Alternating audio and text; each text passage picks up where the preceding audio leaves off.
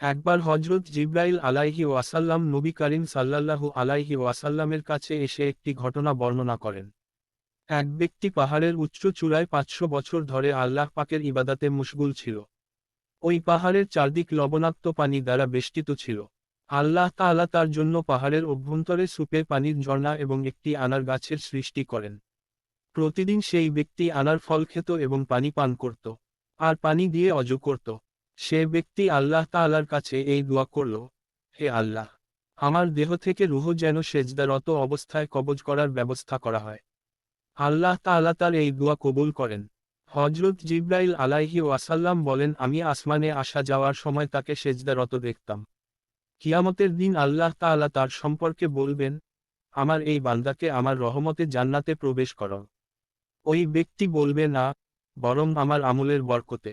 তখন নির্দেশ আসবে, আমার নিয়ামতের বিপরীতে তার কৃতাম্ল পরিমাপ কর। পরিমাপ করে দেখা যাবে 500 বছরের ইবাদত খতম হয়ে গেছে একটি চোখের নিয়ামতের বিনিময়ে। তখন আল্লাহ পাক নির্দেশ দিবেন, আমার বান্দাকে জাহান্নামে নিয়ে যাও। ফেরেশতারা তখন তাকে নিয়ে রওনা হবে। কিছুদূর যাওয়ার পর ওই ব্যক্তি আরো করবে, হে আল্লাহ, আমাকে তোমার রহমতে জান্নাতে প্রবেশ করাও। নির্দেশ আসবে, তাকে ফেরত নিয়ে আসো। আল্লাহ পাকের নিকট ফিরিয়ে আনার পর তাকে নিচের প্রশ্নগুলো করা হবে। আর সে বলবে, তোমাকে কে সৃষ্টি করেছেন?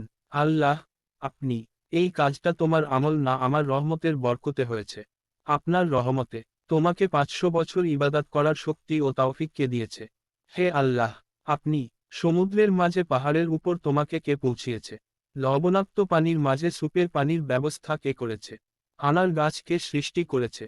তোমার দরখাস্ত মোতাবেক সেজদার মাঝে কে তোমার রূহ কবজ করার ব্যবস্থা করেছে? হে পরওয়ারদিগার, আপনি।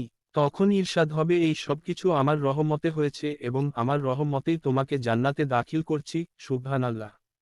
ভিডিওটি ভালো লাগলে লাইক করতে ভুলবেন না এবং শেয়ার করে অন্যদের দেখার সুযোগ করে দিবেন এবং চ্যানেলটি সাবস্ক্রাইব করে বেল নোটিফিকেশনস অন করে দিবেন যাতে করে আমাদের সকল ভিডিও সর্বপ্রথম আপনার কাছে পৌঁছায়। ধন্যবাদ।